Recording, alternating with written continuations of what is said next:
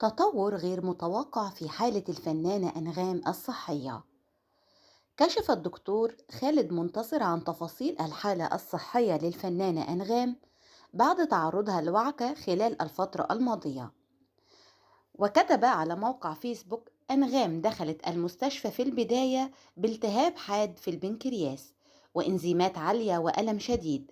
بعد الأشعة اتضح أنه كيس على البنكرياس، من الممكن أن يكون كيس حميد أو يكون كيس سرطاني، لكن الأشعة أظهرت أن الحواف لا تعطي الصورة السرطانية على الأغلب حسب رأي الأطباء المصريين.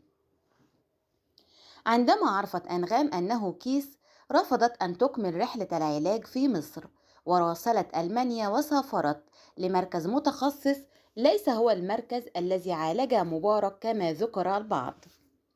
قرر الأطباء الألمان إجراء تدخل بالمنظار وتصريف السائل